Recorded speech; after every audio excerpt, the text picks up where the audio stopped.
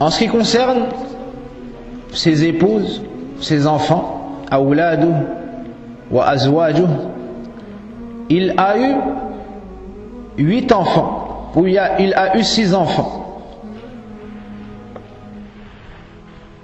Taïb, 3 garçons et 3 filles. Il s'est marié avec 2 femmes avant l'islam et 2 femmes après l'islam. Il s'est marié avec Bint Abd al-Uzza. Elle lui a donné comme enfant Abdullah et Asma. Abdullah et Asma. Asma qui est la femme de Az-Zubayr. Az-Zubayr ibn Awwam, un des meilleurs compagnons, radiyallahu anhum. Il s'est marié avec Roman, qui est une de ses épouses les plus connues,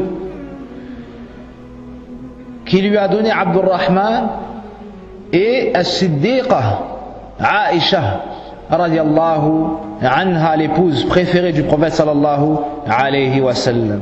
Il s'est marié avec Asma bint Umays, qui lui a donné Muhammad sallallahu alayhi wa sallam. Et cette femme est connue, c'est la femme qui était l'épouse de Ja'far ibn Abi Talib, qui lui est mort martyr après son décès. Abu Bakr radiyallahu anhu l'a épousée. Et il s'est marié également avec une femme d'Ansar qui lui a donné Madha Ummu Kalthum après son décès, radiyallahu anhum. Abu Bakr fait partie des premiers à s'être converti, au point où certains savants ont dit que c'est le premier à avoir cru en la prophétie de Muhammad sallallahu alayhi wa sallam. D'autres savants ont dit non. La première est une femme, c'est Khadija bint Khuwaylid radiyallahu anha. Et d'autres ont dit non, c'est celui qui était son servant.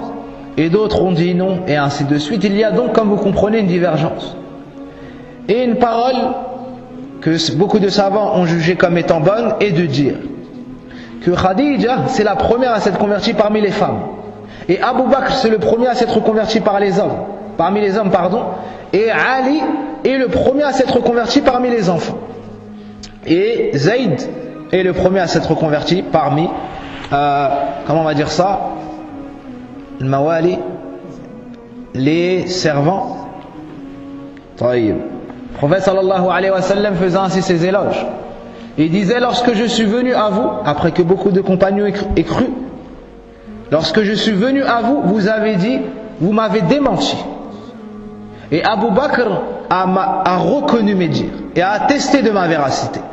Donc Abu Bakr radiallahu anhu n'a pas douté un jour de la véracité du prophète sallallahu alayhi wa sallam. Donc il a immédiatement accepté la da'wa du prophète sallallahu alayhi wa sallam, qu'il l'a appelé à la ilaha illallah Muhammadur Rasulullah sallallahu alayhi wa sallam.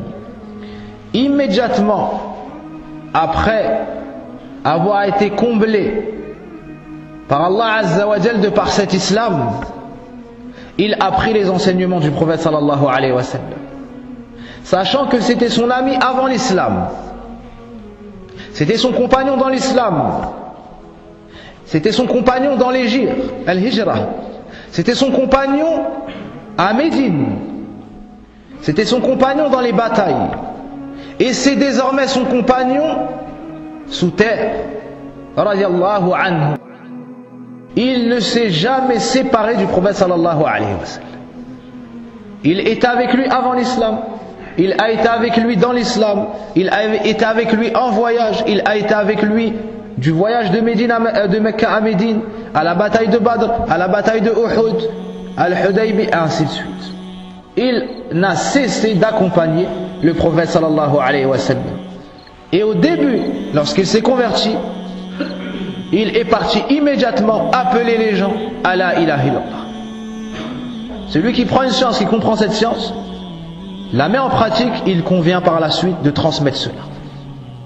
Il convient par la suite de transmettre cela, à ne pas comprendre que celui qui est ignorant va parler de son don, il ne connaît pas là. En disant, fais da'wa, il n'y a que cela qui compte, et si tu fais da'wa, on va t'enseigner là. T'apprends en premier, comment est-ce que tu pourras appeler les gens à ce que toi-même tu ignores. Donc c'était un arabe, il a entendu la ilaha illallah, il a compris le sens de cette parole. La ma'bouda bi haqqin illallah. Il a su que l'ilah c'était le ma'boud.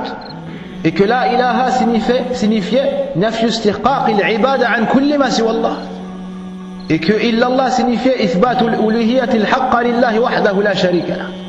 Il a compris le sens de la ilaha illallah, que ça voulait dire renier le droit à l'adoration pour tout autre que Allah, et affirmer que le seul qui méritait entièrement d'être adoré était Allah Azza wa Jal. ذلك بأن الله هو الحق وأن ما يدعون من دون الباطل وأن الله هو العلي الكبير.